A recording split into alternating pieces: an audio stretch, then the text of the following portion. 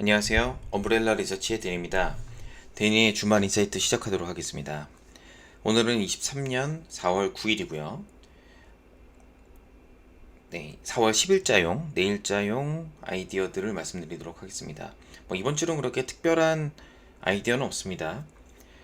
지난주에 중국 인바운드 이런 거 얘기를 했었고, 현재 키워드는 이제 이머징 자금으로 유입이 재감소하고 있다라는 국면, 그 다음에 IT 바이오가 동시에 반등하고 있다 이렇게 하는 거고요. 그 다음에 코스닥이 1등이라는 거 지금 연초 대비 수익률에서 일단 펀드 플로우를 좀 보면 조금 들어오긴 했어요. 한국, 중국, 인도 들어오긴 했지만 전반적으로 이제 매수세는 좀 감소를 했습니다. 그래서 한국은 사실 이 정도 들어오는 건 거의 제가 볼 때는 2.5억 달러 이런 건 2천억, 3천억이니까 그냥 보합이거든요. 제가 볼 때는. 그래서 본격적으로 한국으로 지금 들어오고 있진 않다. 중국으로 최근에 중국 위주로 많이 들어왔다. 이렇게 보시면 될 것 같고, IT나 이런 쪽에 강점이 있는 이제 한국과 대만이 지수가 좀 나쁘지 않았습니다. 그래서 IT 업종들에 대한 어떤 반발 매수세, 이제는 좀 바닥을 찍자 이런 것 같고요. 그다음에 이제 펀드 플로우의 특징적인 거는 그러니까 미국 쪽에서는 주식형 펀드 자금 유출이 지속된다는 거예요. 아무래도 1분기 때 미국 기업들 실적이 역성장할 거기 때문에 미국도 지금 보면은 어떤 종목군들이 오르냐, 바이오가 오르고 있습니다. 아무래도 바이오는 이제 실적보다는 장기 성장성으로 승부하는 거니까. 특이한 점은 이제 유로존도 유출이 가속되고 있고, 한국도 지금 아시아 펀드도 유출 전환이 됐어요. 그래서 지금 환율이 호주 달러도 마찬가지로 이제 강세로 전환을 못했거든요. 그래서 원달러 환율도 약해지고 있고, 그러다 보니까 아무래도 펀드 인플로우가 강해지지 못하고 있는 점입니다. 아마 이러면 지수가 크게 무너지지 않는 한 또 다시 계속 그 반복된 순환매가 되겠죠. 그래서 자기 차례를 돌아오기를 기다리는 것과 아니면 잘 어, 왔다 갔다 하면서 수익을 내는 거 몇 가지 방법들이 있겠지만 어쨌든 언제든지 쉬운 국면은 아닙니다. 그래서 미국의 경기 둔화가 이제 계속 되고 있으니까 이것도 아시아에 영향을 미친다라는 얘기가 나오면서 이렇게 되어 있고, 뒤에 보여드리겠지만 RSI 퀀tum 모델상 코스닥하고 코스피 IT가 과열 구간으로 진입을 했습니다. 코스닥은 저희가 이해를 하는데 코스피 IT는 사실 과열이라고 볼 수는 없거든요. 네.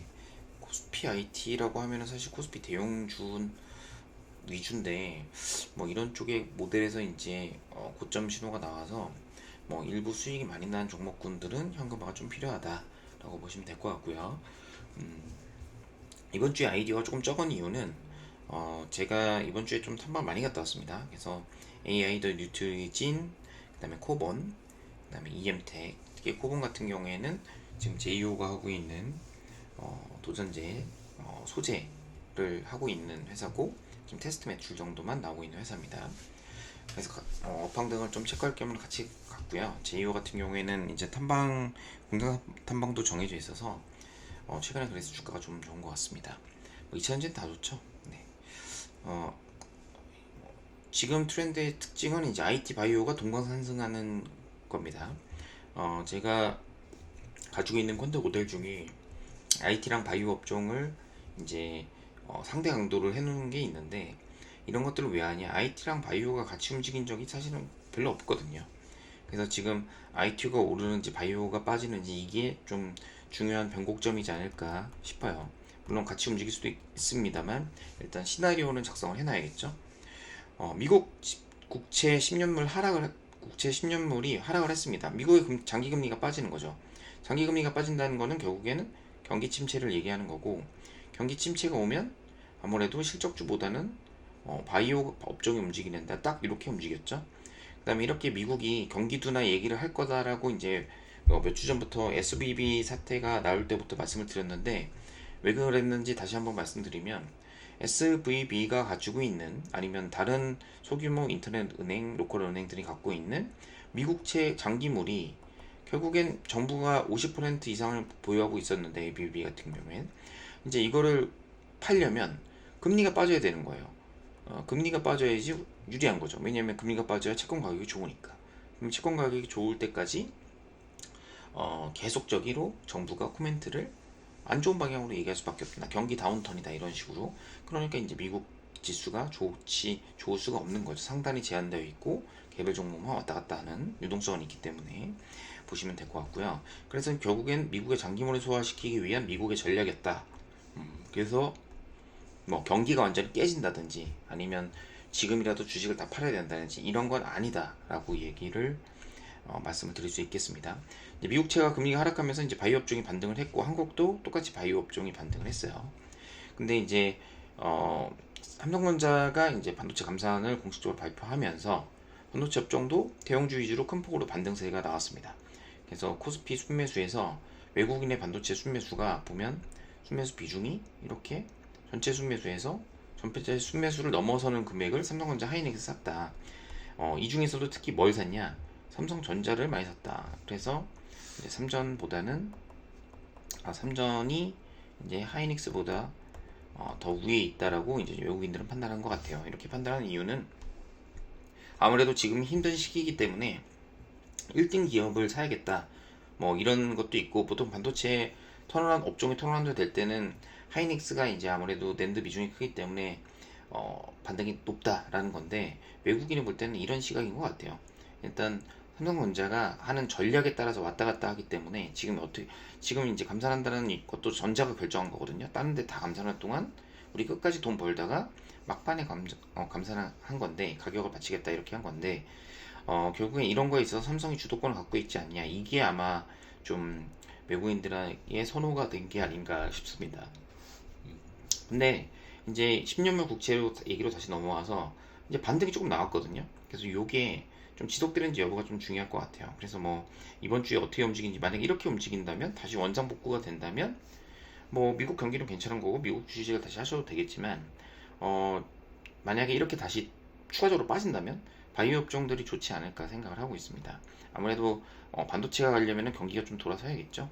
금리가 튀는 게 유리할 것 같고 그래서 이제 IBB라고 반도체 ETF도 오랜만에 반등이 좀 일정 부분 나왔다는 거. 네, 이 부분을 좀 참고하시면 될 것 같아요.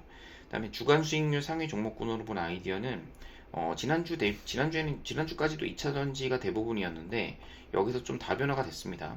그래서 2차 전지 내에서는 폐배터리 업종으로 좀 순환매가 나왔고 그다음에 바이오는 정말 한 번도 세게 움직인 적이 없는 마이크로 바이옴이 올해 아무래도 6월달인가 스케줄이 있기 때문에 이런 쪽으로 움직였고 그 다음에 알테오젠, 파마 리서치 등 기관이 전통적으로 좋아하는 종목군 위주로 움직였습니다.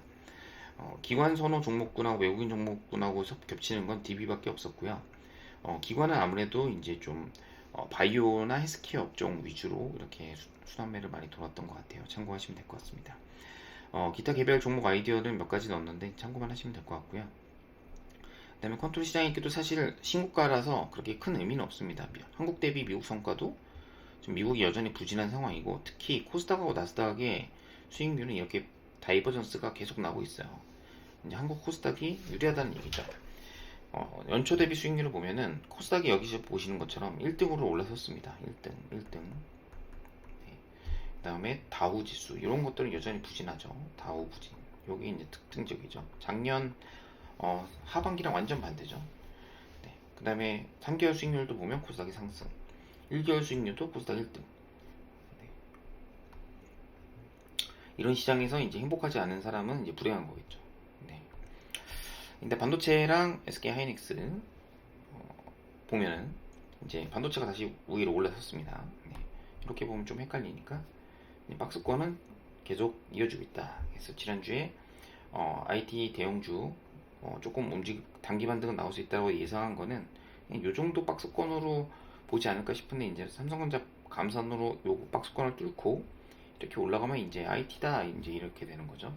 항상 시나리오를 마음속으로 그려놓고 이 차트를 봐야 될 것 같습니다. 개인 곧버스 순매수에서 긍정적인 거는 이제 개인이 곧버스를 또 미친듯이 삽니다. 지금 지수가 올랐는데 실적도 안 좋은데 왜 올랐냐 뭐 이럴 수 있는데 일단 외국인 순매수는 그렇게 나쁘진 않아요. 나쁘진 않아서 지수가 크게 빠질 것 같지는 않고 개인 곧버스 순매수가 이렇게 늘어났다는 점은 어느 정도 지수를 받칠 것이다. 아마 현물을 팔면은 선물을 사는 이런 방향이 나오지 않을까 싶고요. 코스닥은 외국인이 지금 많이 팔아서 이제 더 이상 나올 물량이 없는 것 같아요. 저희끼리의 싸움인 것 같고 그다음 코스피 같은 경우도 원화가 약세로 돌았으니까 바로 순매수세가 줄었습니다. 이머징 펀드 플로우도 줄었기 때문에 순매수 강도는 줄어들 걸로 예상이 되네요. 네.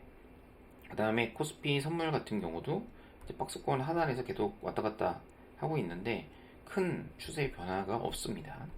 코스닥은 다이버전스가 났죠. 네. 여기 보시면 외국인이 이렇게 팔았는데 지수가 이렇게 올라가서 그게 외국인이 다시 사서 지수가 더 오르냐 아니면 외국인이 더 팔아서 지수를 하방으로 하냐 그럼 이렇게 차익 실현이 나오느냐 뭐 이거는 가봐야지 하는 거죠. 네, 일단은 코스닥 지수가 이렇게 연초 대비 20몇 프로, 30% 가까이 올랐다는 거. 네, 놀랐습니다. 차라리 ETF를 사는 게 나았죠. 그 다음에 개인 누적 순매수 삼성전자의 주가를 보면은 뭐 2주 연속으로 시그널이 나왔죠. 3주인가요? 이렇게 개인이 쭉 팔았습니다. 팔면 오르더라고요. 그래서 이렇게 딱 올라오는.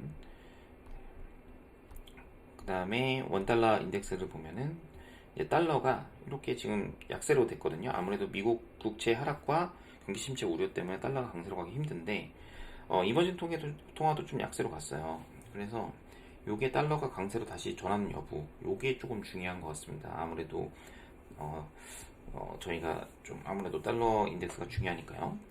그 다음에 은 가격이 좀 단기에 올랐는데 이게 뭐 사실 산업 수요다 이제 금 가격도 같이 비슷하게 올랐는데 은 가격이 더 올랐습니다. 사실 요거는 은 가격은 이제 경기랑 연동이 되거든요. 산업용 금속으로 쓰기 때문에 경기 쪽에 더 영향을 많이 받는 건데 아무래도 중국 리오프닝에 따른 영향이 아닌가 싶고요. 그 다음에 특징적인 거는 연어가 좀 올랐어요. 그래서 연초 대비해서 연어가 이 정도 지금 가격이 오르고 있다. 그래서 연어 관련 회사들 2월달에 잠깐 반짝한 적이 있습니다만 어쨌든 그렇다라는 거고요. 외국인 제약바이오 비중은 뭐 셀트리온, 한미약품 이런 것들 올르고는 있지만 별로 외국인들은 바이오에 관심은 없습니다. 큰 종목들은 그냥 트레이딩으로 보시면 될 것 같고요. 그냥 퀀트 RSI 모델에 좀 의미 있는 거는 워닝 시그널이 좀 높다는 거.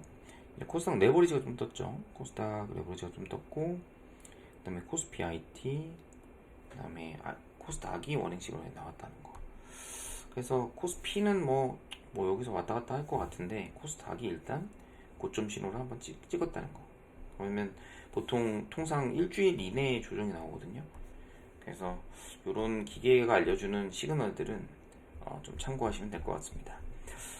이상 프리미엄 리서치 좀 내용이 굉장히 심플하게 제가 알려드렸는데 지난주에 좀 미팅을 좀 많이 갔다 왔습니다. 독일 쉬었다가 이제 미팅 한 번에 쭉 잡았는데 미팅 갔다 온 거를 뭐 다 보여드리진 못하지만 어쨌든 유료 구독을 통해 상세한 바텀업 리서치를 접근할 수 있다는 점 참고하시면 될 것 같습니다. 이상 데니였습니다. 감사합니다.